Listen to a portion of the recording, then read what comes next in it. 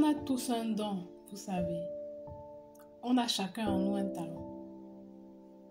Et parfois, pour le découvrir, il faut faire des choses folles. Ça me rappelle une histoire, celle d'une jeune fille appelée Sarah, qui vivait dans un village lointain et caché. Dans son village, tout le monde avait un don. Chaque personne venait au monde avec une capacité surnaturelle. Son grand frère, lorsqu'il va au monde, vint avec la capacité de contrôler le climat.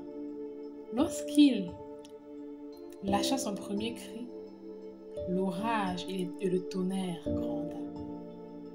La petite sœur de Sarah, elle, pouvait faire pousser n'importe quelle plante juste à la vitesse de la lumière, instantanément. C'était épatant, éblouissant, mais c'était surtout très intimidant. C'était intimidant pour Sarah qui, jusqu'à l'âge de 15 ans, ne connaissait toujours pas son don. Et tout le monde lui demandait « Mais Sarah, quel est ton don, Sarah? Qu'est-ce que tu sais faire, Sarah? Quel est ton don ?» Et Sarah, frustrée, décida d'aller chez la magne aussi de son village. Arrivée chez elle, elle demanda « Chère maman, dites-moi, quel est mon don? Lancez un de vos sortilèges. Je boirai toutes vos potions, mais je veux savoir quel est mon don. » La magne aussi commença à invoquer les esprits dans leur langue maternelle.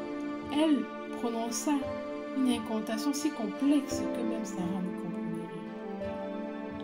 Elle entailla le cou d'un coq et laissa couler 3 gouttes de sang. Soudain, ses yeux se révulsaient. Et lorsqu'elle posa à nouveau le regard sur Sarah, elle souria.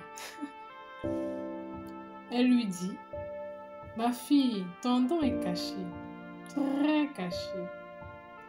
Le seul moyen pour qu'il se révèle, c'est que tu te jettes du haut de la falaise. » « Quoi ?»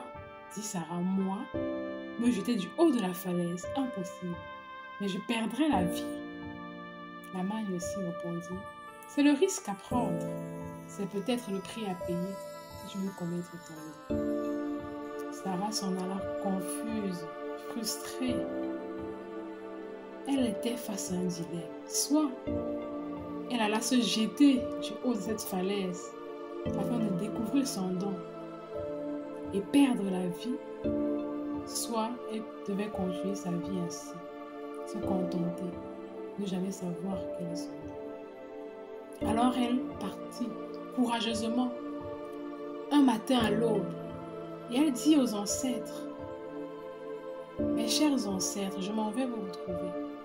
Mais avant que mon âme ne quitte mon corps, je saurai quel est mon don. » Arrivée au bord de la falaise, elle prit 3 inspirations, ferma les yeux et se jeta dans le vide.